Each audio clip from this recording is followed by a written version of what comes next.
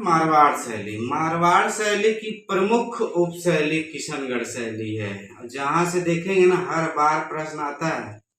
समझ लीजिए, 2 प्रश्न तो फिक्स है टीजीटी चाहे पीजीटी में। यहाँ से अगर ये नहीं पढ़ते हैं तो 1-2 प्रश्न आपका मिस हो जाएगा।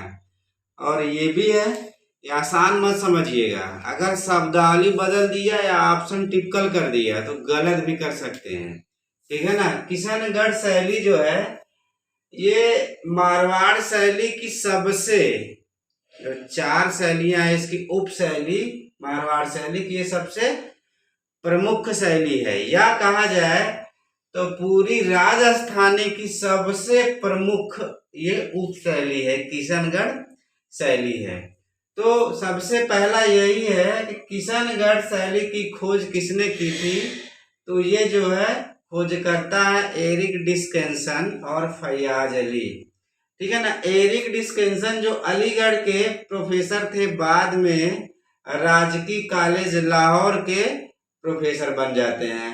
और ये फैयाज अली कला समीक्षक है, किशनगढ़ शैली के कला समीक्षक हैं फैयाज अली। एक बार प्रश्न आया है नेट में, ठीक है ना। इन्होंने किशनगढ़ पेंटिंग बुक भी लिखा है फैयाज अली ने, जहां तक मुझे याद आ रहा है, ठीक है ना।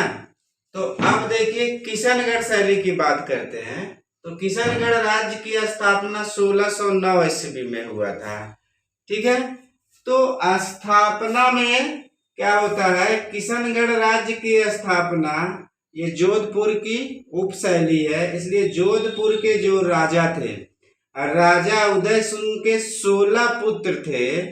16 पुत्रों में 8वें पुत्र किशन सिंह थे। इन्होंने 1609 में क्या किया था, किशनगढ़ राज्य की स्थापना की थी, ठीक है। किशनगढ़ राज्य की स्थापना की थी क्योंकि ढेर सारे पुत्र थे, तो इनको ये लगा कि उत्तराधिकार में मेरा नंबर बहुत लेट है, तो क्या होगा कि मैं क्या कर सकता हूं, मैं तो राजा तो बन नहीं सकता हूं। इन्होंने क्या किया, एक क्षेत्र को जीता और उस क्षेत्र का नाम किशनगढ़ रख के वहीं पर किशनगढ़ की स्थापना कर दी और वहीं पे अपना शासन करने लगे।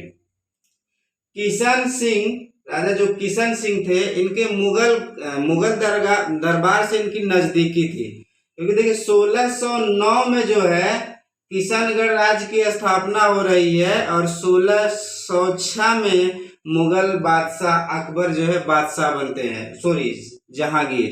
तो कहने का मतलब इनका किशन सिंह और जहांगीर के बीच नजदीकी रही थी, तो जहांगीर ने इनको महाराजा की उपाधि दी थी, ठीक है ना। ये किशनगढ़ की थोड़ी सी पृष्ठभूमि, स्थापना की पृष्ठभूमि है, ठीक है ना। फिर आएंगे राजा रूप सिंह।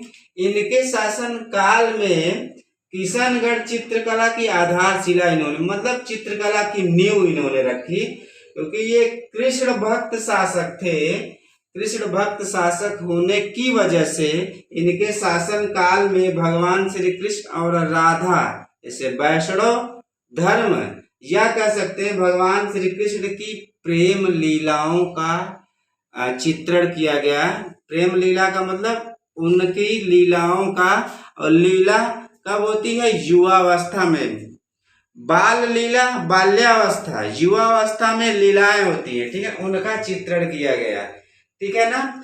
और इन्होंने ही, राजा रूप सिंह ने ही क्या किया था, कल्याण राय मंदिर की स्थापना की और मूर्ति, इन्होंने मंदिर बनवाया और मूर्ति की स्थापना की।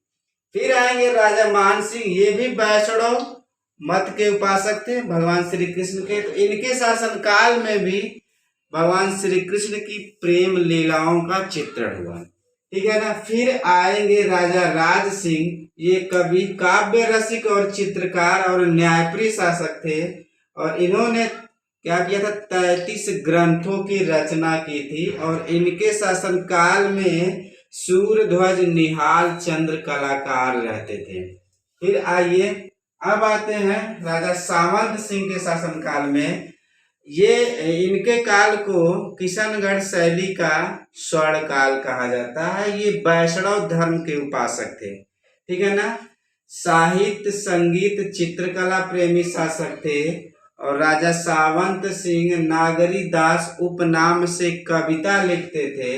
इन्होंने 35 ग्रंथों की रचना की, 75 ग्रंथों की रचना की, और इन 75 ग्रंथों को क्या कहा गया, सम्मिलित रूप से नागर समुच्चय कहा जाता है।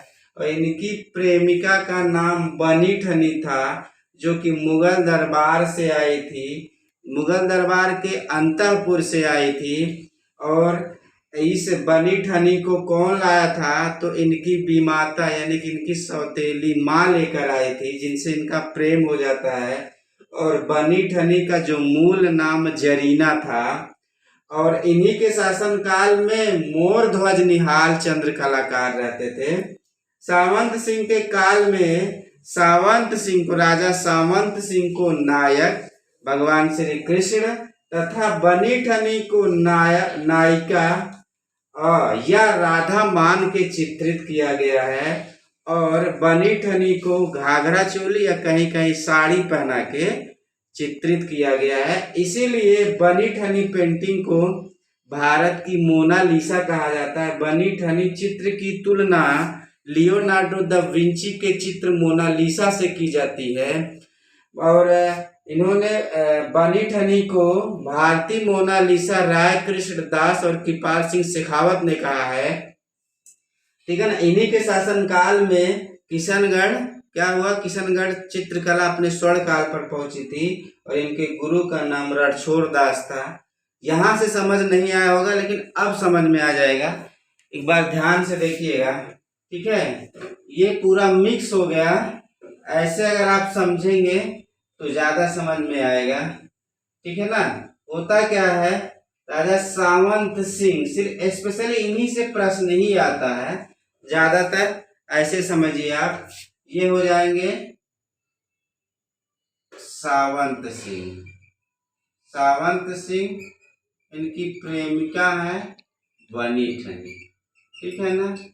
अब इनको क्या किया गया, इनको जो है नायक माना गया, तो इनको नायिका माना गया, ठीक है ना। नायक के रूप में इनको भगवान श्री कृष्ण और इनको राधा मान के क्या किया गया, चित्रित किया गया, ठीक है ना। ये सिमिलरिटी है, समझिएगा, ठीक है ना। और ये नागरी दास उपनाम से कविता लिखते थे। तो नागरी दास, नागरी का मतलब बनी ठनी, यानी कि ये नागरी बनी ठनी के दास थे, ठीक है ना। मतलब पूरा प्रेम का चित्रण किया गया है। इन्हीं को मतलब रूप देके इनके शासनकाल में चित्रित किया गया है। भगवान श्री कृष्ण लीला या वैष्णव धर्म का प्रेम लीला का। और प्रेम लीला आएगा तो चटक रंग आएगा, चटक रंग आएगा तो श्रृंगार प्रधान आएगा, ठीक है ना। इन्हीं को मान के चित्रित किया गया। और इनको जो दीक्षित करते हैं, वैष्णव मत का जो शिक्षा देते हैं, रणछोड़ दास थे। इनके गुरु का नाम था रणछोड़ दास था, जो कि वल्लभा संप्रदाय के उपासक थे। इन्होंने ही सावंत सिंह को क्या किया था, दीक्षित किया था, ठीक है ना, मतलब शिक्षा दी थी। फिर फिर यहाँ पे आएंगे, जैसे बनी ठनी को क्या किया गया, मूल नाम जरीना था। और यह जरीना कहाँ रहती थी, मुगल दरबार के अंतःपुर मतलब जहाँ सिर्फ और मुगल दरबार की महिलाएं रहती थी, ठीक है ना। मुगल दरबार की महिलाएं रहती थी और महिलाएं रहती थी, तो इनकी माता थी, मतलब सौतेली माँ लेकर आई थी, ठीक है ना। और इन्हीं दोनों को मानकर क्या किया गया है, चित्रण किया गया है, ठीक है ना।